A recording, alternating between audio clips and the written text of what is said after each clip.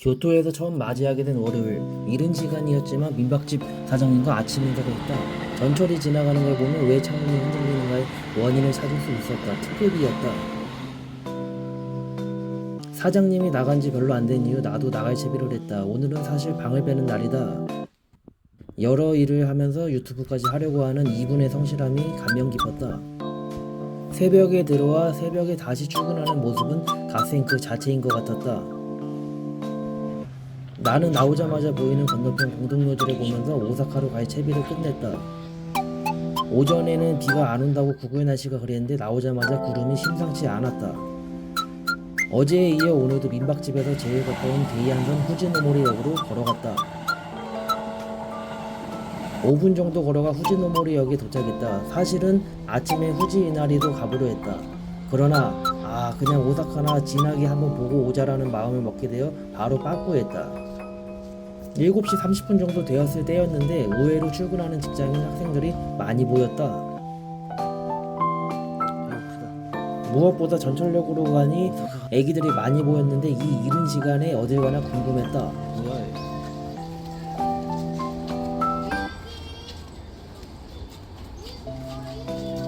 유치원생인지 초딩인지 잘 모르겠으나 질서정연하게 어디로 가는데 현장학습 왔나보다.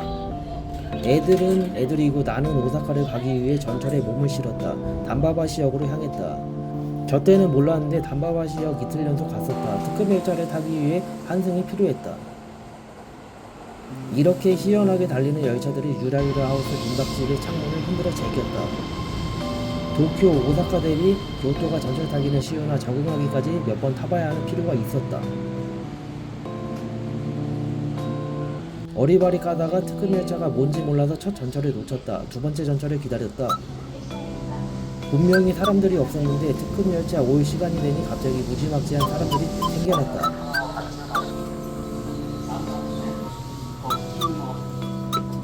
경기도에서 서울로 장거리 출근하는 직장인들의 느낌이 나는 기차 느낌의 전철이었다. 우리나라도 지옥철 출근 열차는 조용한데 일본의 전철은 숨소리조차 안 들릴 정도로 적막했다. 중간에 전철을 놓치는 불상사가 있긴 했으나 1시간 만에 오사카에 도착할 수 있었다. 오사카 시청이 있는 쪽에서 내렸는데 의외로 내리는 사람들이 많지 않았다. 아무래도 8시 50분쯤이라 다들 출근해서 그런 것 같았다. 이 시간에 광화문은 북적였다. 드디어 진정한 대도시 오사카에 도착했다. 근처에 오사카 성도 있는 전철역이었다. 나오자마자 맥모닝을 먹는 서양인 가족들이 보였는데 참 낭만 있어 보였다. 나도 해보고 싶다.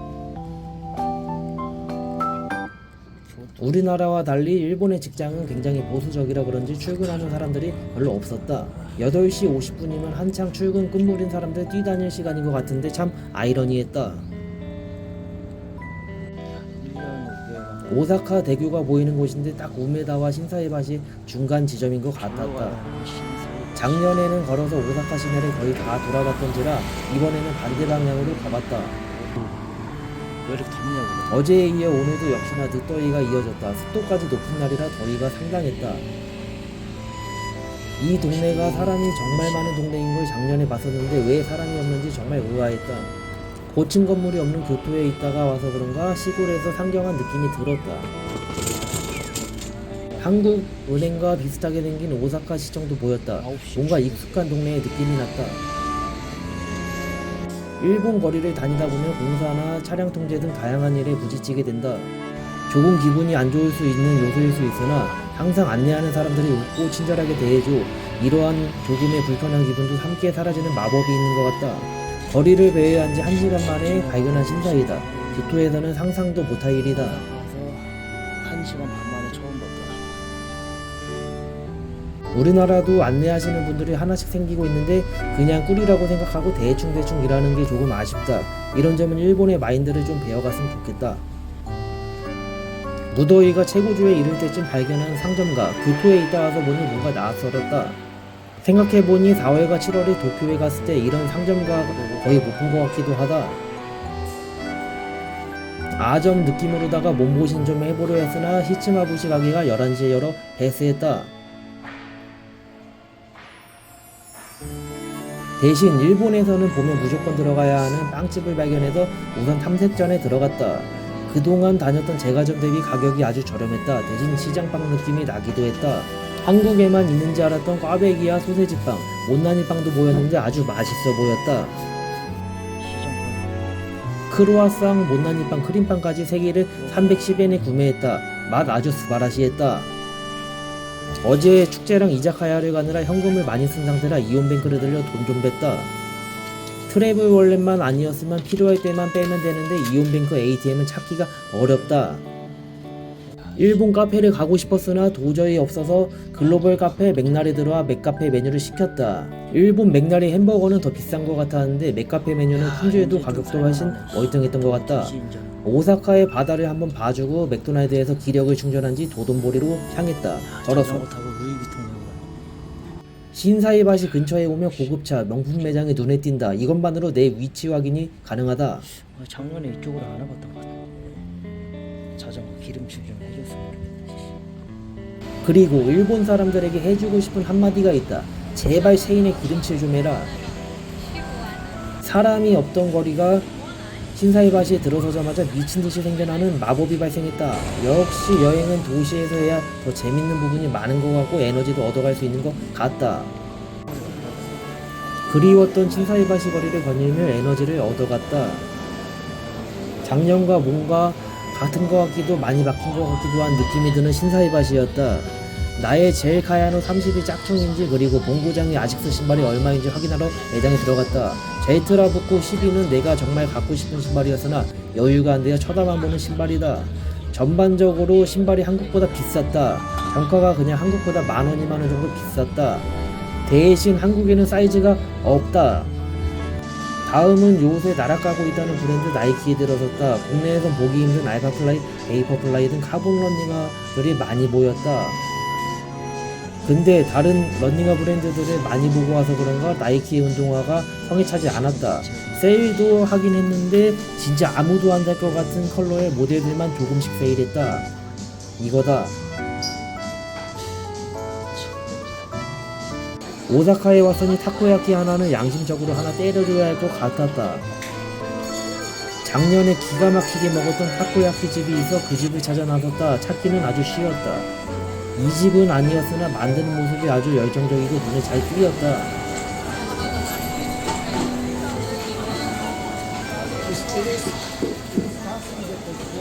내가 가는 집은 이 집인데 이름이 뭔진 모르겠다. 근데 맛은 우마이다. 사람들이 이치라라면 옆 타코야키 집을 가는데 여기가 최고다. 여긴 미슐랭 가이드에도 나온 집이다. 처음엔 몰랐는데 계산을 하면서 보니 안에서 먹고 갈 수도 있다. 그리고 이 집이 싸다. 혼자 온 사람들, 특히 여자들이 타코샌드 주문을 많이 한다. 나는 남자라 오리지널 사다. 이 집이 가격도 싸고 크기도 크고 맛도 월등하다. 근데 식으면 그저 그렇다. 사자마자 근처에서 바닥에 자리 잡고 먹어야 했었는데 사람이 많아 먹지 못한 게 아쉬웠다. 근데 이 집보다 더 맛있게 먹었던 타코야키가 있었다. 바로 드러그스토어에서 먹은 타코야키였다. 오리지널 마요네즈. 계산하면서 옵션에 대해 얘기하면 그 자리에서 하이 하고 소스나 토핑 추가로 뿌려준다.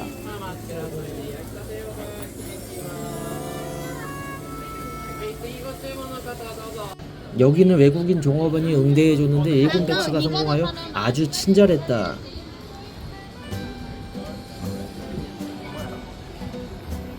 지나가면서 용대가리가 잘려 슬프다는 류빈라멘 본점도 볼 수 있었다. 솔직히 작년에 도돈보리는 5번 넘게 와서 흥미가 없었다. 바로 신세카이로 향했다. 나는 오사카 가는 사람들한테 도돈보리 말고 신세카이도 꼭 가보라고 한다. 니시나리구가 옆에 있어 위험하게 보이지만 여기는 가장 안전한 일본이다. 걱정 안 해도 된다. 거기다가 걸어서 15에서 20분 거리라서 밤에 도돈보리에서 먹고 소화시키며 걸어가도 좋다. 거기다가 주변에 하루카스 전망대와 렌노지 동물원 등 여러 관광지가 있어서 좋다. 칼가게에 왔는데 정말 소름이 끼치는 곳이었다. 미친놈 하나 있으면 바로 피바다 될 것 같다. 한 명씩 눈이 마주칠 때마다 소름이 쫙 돋았다. 100만원짜리 칼 가격 보고 2번 돋았다. 나는 집에서 다이소 3,000원짜리 과도만 2년째 쓰고 있는데 사실 여기서 하나 사가고 싶었다. 가게 앞에는 잠금과 사진 찍어가라고 포토스팟이라고 표시되어 있었다. 온도와 습도 모두 무지하게 높은 날이라 걷다 보니 또 체력이 거해되고 있었다. 지난 7월 도쿄 여행과 요새 헬스를 잘 못 가는 부분에서 나도 노화가 진행되고 있구나 깨닫는 중이다. 신세카이로 가다 보면 덴덴타운도 있고 여기저기 메이드 카페와 야동 가게도 있다. 뭔가 요새 유행하는 지로라멘 느낌이 녹진함이 느껴지는 라멘 가게가 보여 들어섰다. 가격은 관광객 대상으로는 평탄한 가격인데 일본 물가 고려하면 좀 비싼 곳이었다. 아주머니가 탈색한 걸크러쉬 누님이셨는데 예상외로 너무나 친절해서 당황하고 끌려갔다. 되게 친절하다. 자판기에서 뽑은 표를 서빙하는 아주머니한테 드렸는데 이럴 거면 왜 자판기를 쓰나 싶었다. 키오스크로 바꾸면 이러한 수고와 서빙 효율도 올라갈 것 같았다. 아직도 기억이 남는 라멘이다. 특히 차슈의 부드러움과 나물이 들어가 조화로운 곳이었다. 저녁 시간 전까지는 사리도 무료 업그레이드 가능할 것 같아 나는 오모리 사이즈 주문했다. 면이 요새 한국에서 먹는 얇은 면과 달리 칼국수가 생각나는 굵기의 면이었다. 면발이 익힌 정도 좋았다. 근데 좀 짰다. 다시 오늘의 오사카 종착지 신세카이로 전진도 젠진해갔다. 작년에 오사카에서 처음 먹었던 식당 발견했다. 처음으로 실망했던 카레 돈까스였다.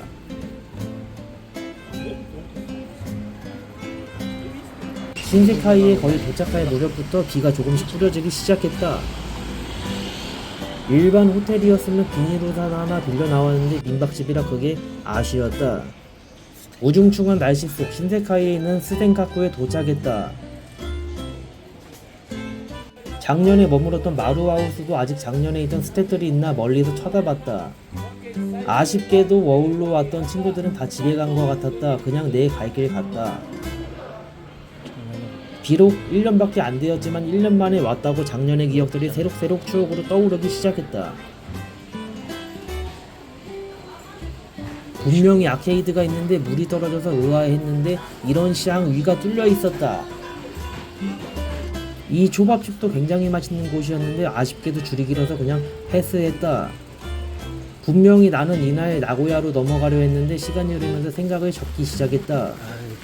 교토 숙소가 1600엔인데다가 버스도 내일 타면 1600엔에 탈 수 있기 때문이었다. 거기다가 비가 많이 오는 상황이라 교토에서 나고야에 밤에 가서 할 게 전혀 없어 보였다. 더불어 밤에 잠만 잘 건데 나고야는 계야가 비싸서 다음날에 가는 게 더 합리적이었다. 결국 나는 오사카 투어 후 숙소에 돌아가 사장님한테 1480엔에 1박을 추가했다. 일본 오기 전에 즐겨보던 유튜버 여행남에서 보던 스나쿠인가 오미데 가게들을 봤다. 비가 안 왔으면 니시나리구 동네 투어 한번 하고 가보려 했는데 폭우가 이어져 포기했다.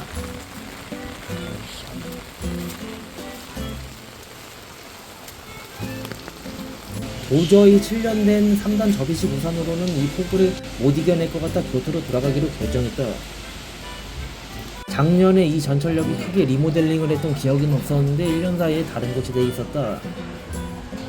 근데 전철선로를 못 찾아서 다시 지상으로 갔다 내려오는 길에 계단에서 밑으로 넘어졌다. 창피함이 고통을 이긴다고 했나? 창피함이 바로 벌떡 일어나서 근처 벤치에 앉았다. 다행히 크게 다치지는 않았는데 피가 조금 나서 지혈하고 교토로 돌아가는 전철에 올라탔다. 전철 내부에서도 교토로 가는 표를 다시 사야 했는데 이거는 진짜 도통 어려운 게 아니었다. 계단이 참 많았는데 2시간 동안 계단에 볼 때마다 PTSD가 계속해서 발병했다.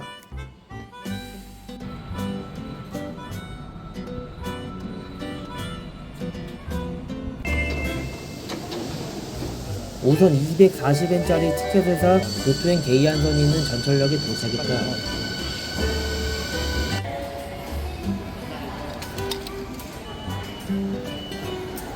게이트에서 나와 다시 표를 산 뒤 전철을 탔는데 3시 30분밖에 안 된 시간에도 미어 터졌다. 다행히 내 몸 하나 앉힐 자리를 쟁취하긴 했는데 조금만 늦었으면 서서 갈 뻔했다. 멍든 허리와 발꿈치를 부여잡고 40분간 자다 깨다 하며 아침에 출발했던 반바바시역으로 도착했다. 여기서 맞게 전철 탔는데 또 꼴값 달다가 놓치고 10분 기다려서 맞는 전철 다시 탔다. 사실 낭만 즐기면서 걸어가도 됐으나 발이 3일차가 되니 또 삐꾸가 돼가는 것 같다 포기했다. 저녁 때가 되기도 했고 도시락 하나 먹고 싶어서 후진노모리역 앞 이웃마트에 들어갔다. 이름은 맥스밸류인데 이웃마트의 여러 브랜드 중 하나인 것 같았다. 조촐하게 사가야지 싶었는데 사고 보니 1,500엔치 장을 보고 한 번에 다 먹어버렸다. 파이트 존나 빨리 하네. 아주 미끄러울 줄 알았는데 다행히도 이 계단에서는 넘어지지 않았다. 무사했다.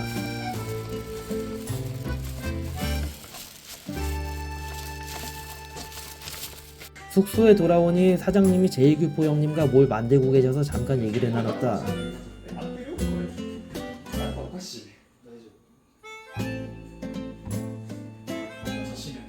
타코야키 사온 거 나눠 먹으려 했는데 바로 출근하러 가야 한대서 혼자 저녁을 준비했다. 가성비 넘치는 초밥이었는데 밥이 너무 많이 들었다. 근데 맛은 괜찮았다. 타코야키 사온 거랑 음료수, 요거트, 초밥, 튀김 먹으니 배 깨질 것 같은 느낌이 들었다.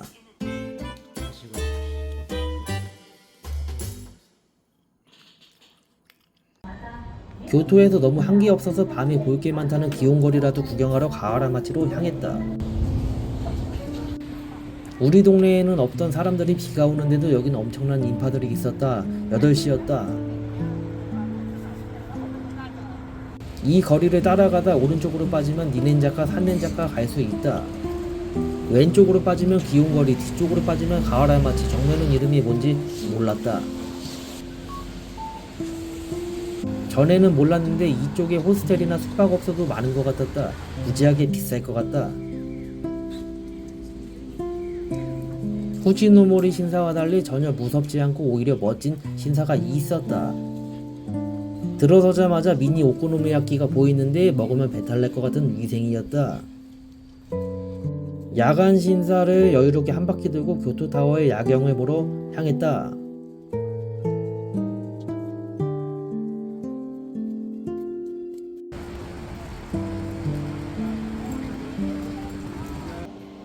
교토타워 주변은 정말 볼 게 없어서 포기하고 집에 가는 버스를 타려다 포기하고 전철로 왔다. 사장님이 교토는 가을이 찐또백이라고 하는데 내가 너무 초가을에 와서 아쉬웠다. 이렇게 나의 아쉬운 교토에서의 마지막 연장된 밤은 끝났다. 다음에 또 와야 할 것 같다. 다음에 다리를 좀 더 단련해서 하루 종일 교토를 뛰어다녀 보고 싶다. 효과 좋은 파스 붙이는 것으로 하루를 마무리했다. 내일은 7시에 일어나 나고야로 가야 된다. 아 계단에서 넘어져가지고 샹.